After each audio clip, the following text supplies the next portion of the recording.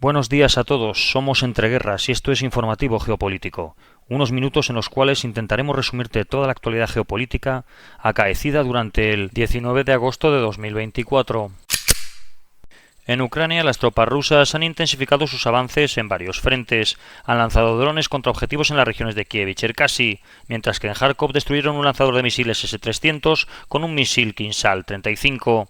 En Liman, las fuerzas rusas avanzan en la orilla del río Severets y en Pokrovsky atacan hacia Selidonovo y Mirnograd, mientras Ucrania retira tropas del pueblo de Pitiche. En Donetsk, las fuerzas rusas avanzan en Krasnogorovka, logrando un avance en la calle Sedovaya de la misma localidad.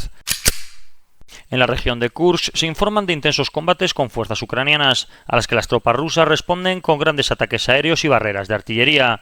En Yunakovka fue destruido un raro vehículo de ingeniería IMR-2 de las Fuerzas Armadas de Ucrania. En el distrito de Gluskovsky, los ucranianos han destruido el último puente sobre el río Seim. Mientras tanto, las fuerzas rusas siguen construyendo cruces de pontones ante la posible activación de las tropas ucranianas en esa zona. En el distrito de Korenevsky, un vehículo blindado MP-1 ucraniano fue destruido en Olglovka, mientras evacuaba soldados heridos. En Suzansky, los ucranianos publicaron varios vídeos desde el área urbana, aunque no han avanzado en la parte oriental de la ciudad. Durante el pasado día, el 501 Batallón de Marines del Cuerpo de Marines ucraniano anunció su presencia en la zona de Kursk.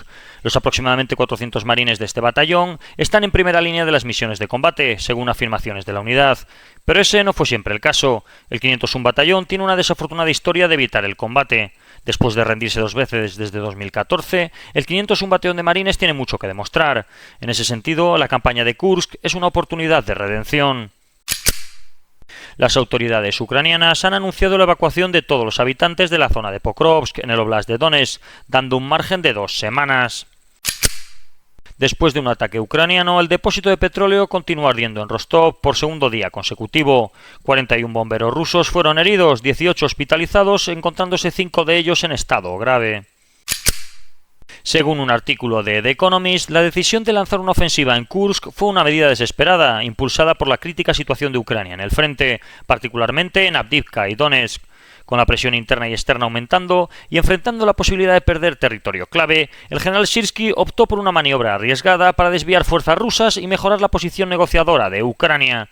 El plan fue mantenido en secreto y solo compartido con un grupo reducido de generales y funcionarios de seguridad. De hecho, la propia Agencia de Seguridad e Inteligencia ucraniana se enteró durante la misma semana del ataque a Kursk. Alemania ha entregado un nuevo lote de ayuda militar a Ucrania, que incluye un sistema de misiles de defensa aérea, Iris-T SLS, municiones de artillería, drones navales y muchos más equipos. Este es el tercer sistema Iris-T que Alemania suministra a Ucrania, con un alcance de 12 kilómetros junto con versiones de mediano alcance. Además, se enviaron drones de reconocimiento, excavadoras, vehículos blindados y varias armas ligeras. Desde el inicio de la guerra, Alemania ha comprometido asistencia por valor de 28.000 millones de euros. En Oriente Próximo, durante el último día, la Fuerza Aérea israelí atacó más de 45 objetivos en la Franja de Gaza. En Jan Yunis, las fuerzas de defensa israelíes demolieron un túnel de 1,5 kilómetros de longitud, donde encontraron armas y equipos pertenecientes a Hamas. Durante la pasada noche se produjo una explosión en Tel Aviv. La policía israelí y el Shin Bet dijeron que tras una investigación inicial, la explosión de Tel Aviv se podría afirmar que se trató de un ataque terrorista, con la detonación de un potente dispositivo explosivo. Hamas, junto a la Yihad Islámica Palestina, se atribuyeron la autoría del intento de atentado suicida en Tel Aviv como respuesta a las masacres de ocupación, el desplazamiento de civiles y la política de asesinatos de Israel. Aparte del terrorista muerto, una persona resultó gravemente herida.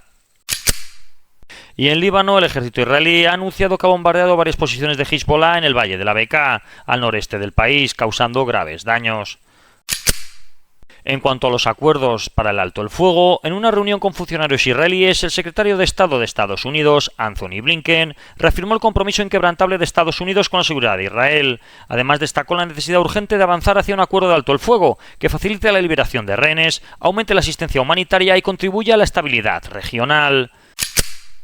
De hecho, después de más de 3 horas de reunión entre el primer ministro israelí y el secretario de Estado estadounidense, la oficina de Netanyahu respaldó públicamente la última propuesta puente de Estados Unidos, que se presentó a Israel y se transmitió a Hamas al final de las conversaciones en Doha durante la semana pasada.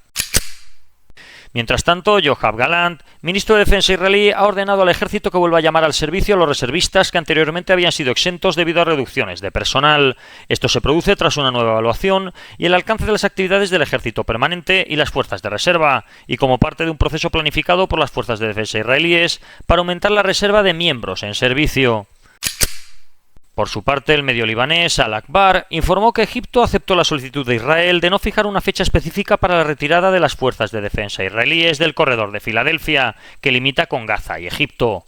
Previamente, El Cairo había rechazado esta petición. Según el informe, las dos partes acordaron que Egipto aceptaría una retirada posterior si Israel reducía el número de tropas en la zona. Sin embargo, Egipto solicitó una retirada completa lo antes posible y se comprometió a garantizar que no hubiera túneles bajo el corredor.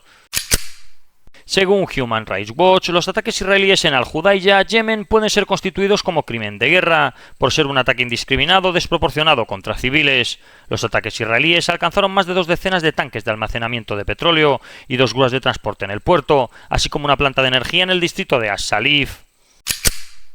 La ministra de Defensa de España ha visitado el peñón de Vélez de la Gomera y la isla de Alhucemas, 2 plazas de soberanía española en el norte de África. El peñón de Vélez de la Gomera fue ocupado por primera vez en 1508 para combatir la piratería, siendo retomado en 1564 y desde entonces ha permanecido bajo control español.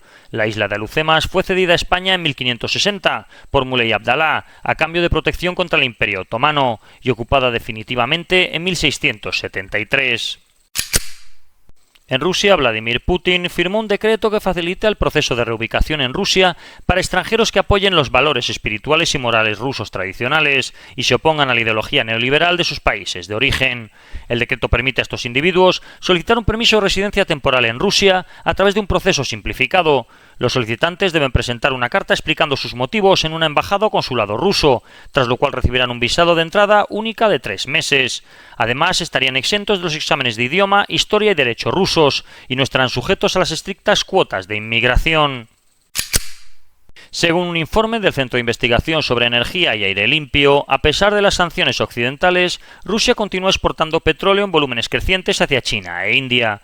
En julio, China representó el 47% de las exportaciones de crudo ruso, mientras que la India adquirió el 37%. Para ponerlo en contexto, antes de la guerra la India importaba menos del 1% de su crudo desde Rusia, pero ahora esa cifra ha aumentado a entre 1,85 y 1,95 millones de barriles diarios, valorados en aproximadamente 3.000 millones de dólares mensuales. En su visita a Azerbaiyán, el presidente ruso Vladimir Putin expresó que Rusia estaría dispuesta a contribuir a un acuerdo de paz en Karabaj y comentó su intención de informar al primer ministro armenio, Nikol Pashinyan, sobre las negociaciones en Bakú. Putin destacó también que Azerbaiyán busca resolver el conflicto con Armenia y que Rusia, debido a su rol histórico en la región, debe continuar participando. En la reunión, Putin y el presidente azerbaiyano, Ilham Aliyev, también hablaron sobre la cooperación bilateral, con un enfoque en la promoción de la lengua rusa y el desarrollo de relaciones en diferentes sectores. En el diálogo Shangri-La, el almirante Samuel Paparo detalló un plan de contingencia de Estados Unidos en caso de una invasión china de Taiwán.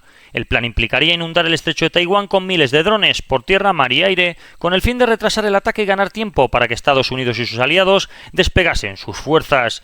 Mientras Taiwán busca aumentar su capacidad para producir y operar drones, el informe advierte que la industria de defensa de Estados Unidos podría no estar preparada para producir la cantidad necesaria para un conflicto de esta escala. En Asia, el gobierno filipino ha denunciado esta mañana que 2 de sus barcos de la Guardia Costera, el BRP Bagacay y el BRP Capengaño, sufrieron daños tras colisionar con buques de la Guardia Costera china en el mar de China Meridional. Las colisiones ocurrieron cerca del banco de arena Sabina, en las disputadas islas Spratly, cuando los barcos filipinos se dirigían a las islas de Patag y Lawak, administradas por Manila.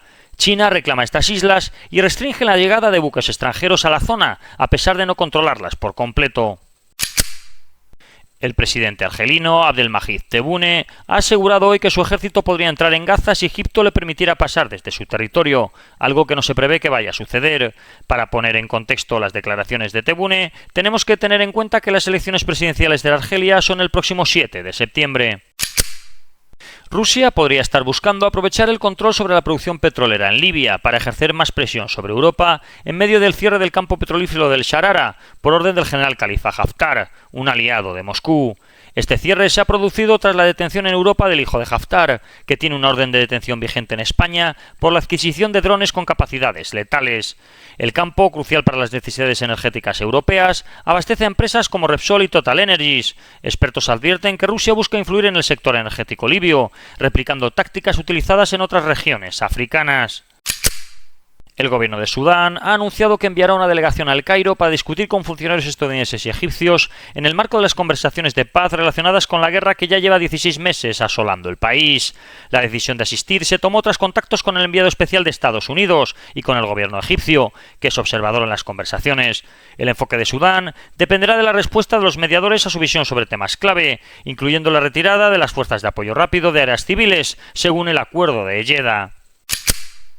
Y en Marruecos, el rey Mohamed VI ha concedido un indulto totalmente inédito a 4.831 cultivadores de cannabis.